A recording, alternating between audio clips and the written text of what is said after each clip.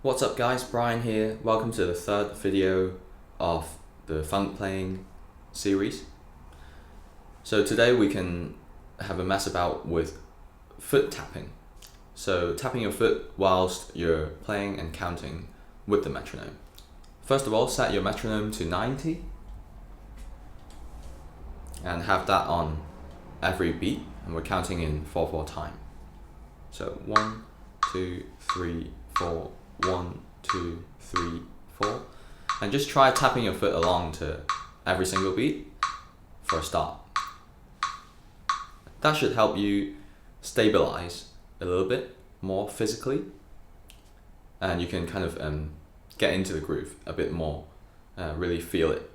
And the idea behind this is that once we take away the metronome with your foot, it's kind of incorporated the effects of the metronome. It's kind of your own body's metronome, so that you can kind of follow your foot when there's no metronome.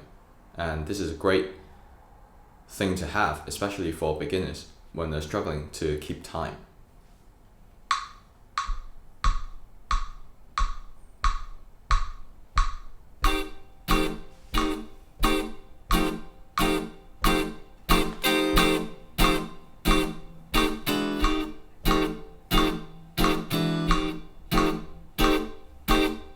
So obviously with the right hand and the actual playing of it, you can vary it a bit, but still keep your foot tapping.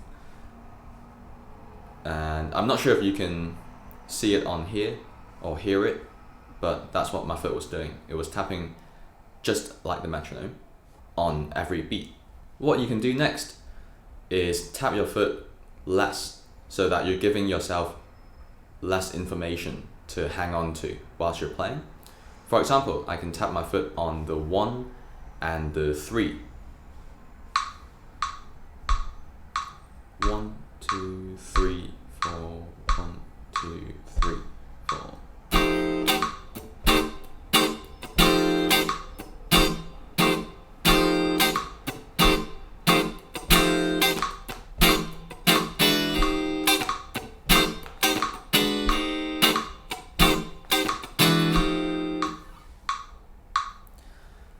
Hopefully you'll realize soon enough that your foot tapping actually influences your playing a lot, because you're accenting certain beats in the bar.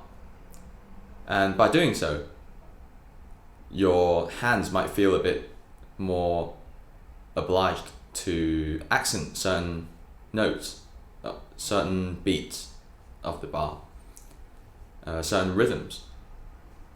So I think the foot tapping really depends on the situation and on the kind of rhythm that you're after. And the final bit for today will be to take away even more information from the foot. So you're only tapping on, let's say, the first beat of every bar. So out of 1, 2, 3, 4, you're only tapping on 1. 1, 2, 3, 4, 1, 2, 3, 4.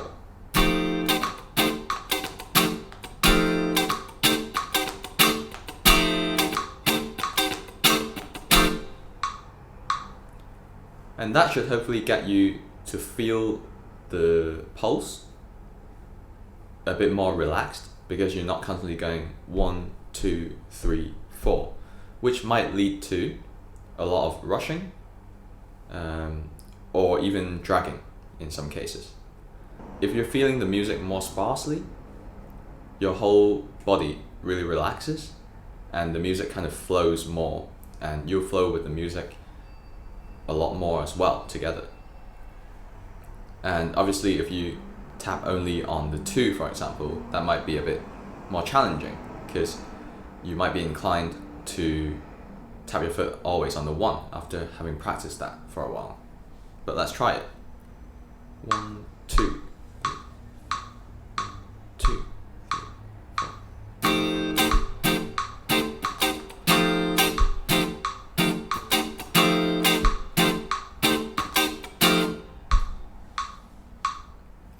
So make a long list of things that you can do after watching this video. You can tap on 1 or the 1 and to, or the to and so on. And make notes about how you feel about each exercise, and so that you'll know which ones you struggle with more and which ones you find more easy, and perhaps spend a bit more time on figuring out why certain exercises feel harder than others, and then try and figure out a way, how to actually tackle that. This will really improve your all-around rhythmic sense and make you a tighter player when you get to play with the band. So I hope you enjoyed this video. If you haven't already, please subscribe to this channel for more weekly videos. And with the situation these days, I might even be able to do one video a day, but we'll see how that goes. That's what I'm aiming for anyway. And show it to your friends if you haven't already. Share it with your beloved guitar friends. Cheers.